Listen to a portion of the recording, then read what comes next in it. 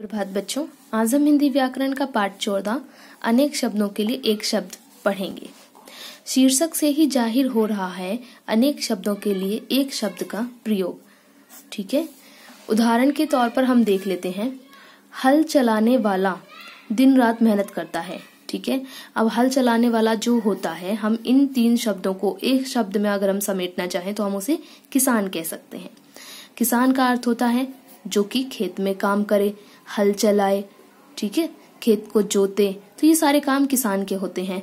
तो अगर हम यहाँ पे इतने सारे शब्दों का प्रयोग न करके एक शब्द का प्रयोग करें किसान, तो अर्थ हमारा यही रहेगा, किसान दिन रात मेहनत करता है। अब ये देखो, पहले वाला वाक्य कितना बड़ा है, ठीक है, वहीं दूसरा वाला वाक्य कितना छोटा, क्योंकि हमने यहाँ पे इतने सारे शब्दों के लिए एक शब्द का प्रयोग किया। वह मेरे घर परिवार के साथ आया। ठीक है, वह जो घर पे आया वो किसके साथ आया? परिवार के साथ। ठीक है, अब इन तीन शब्दों का अगर हम एक शब्द में समेटे तो वो होता है सपरिवार। सपरिवार का अर्थ होता है पूरे परिवार के साथ।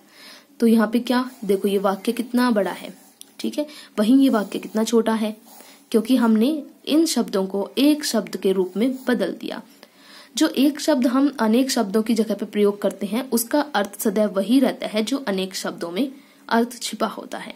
ठीक है, जो हम ये अनेक शब्दों की जगह एक शब्द का प्रयोग करते हैं उससे क्या प्रभाव पड़ता है? उससे प्रभाव ये पड़ता है कि भाषा एक तो संक्षिप्त हो जाती है, संक्षिप्त यानी छोटी हो जाती है, और साथ ही वो प्रभावशाली हो जाती है।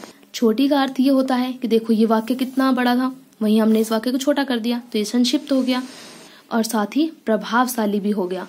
परिवार के साथ मतलब अब कोई इतना लंबा बताएगा तो सामने वाला, सुनने वाला या पढ़ने वाला बोर हो जाएगा। वहीं इसमें लिखा सपरिवार, तो एक अलग ही भाव प्रकट हो रहा है, अर्थ वही है पर लेकिन एक प्रभावशीलता इसमें दिख रही है हमें, जो आकर्षित करें शब्द। ठीक है, इसी प्रकार के हम अन्य शब्दों को जान लेते हैं जहां हम अनेक शब्दों के स्थान पर एक शब्द का प्रयोग करते हैं। जैसे जो कभी बूढ़ा ना हो, अजर।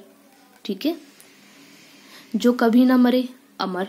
जिसकी तुलना ना की जा सके, अतुलनीय। बड़ा भाई, अग्रज। जो संभव ना हो सके, असंभव। जो ईश्वर में विश्वास रखता हो, आस्तिक। अब देखो इसका हम एक वाक्य बना के देखें। रमेश ईश्वर में विश्वास रखने वाला व्यक्ति है। ठीक है, रमेश ईश्वर में विश्वास रखने वाला व्यक्ति है। कितना लंबा वाक्य बन रहा है।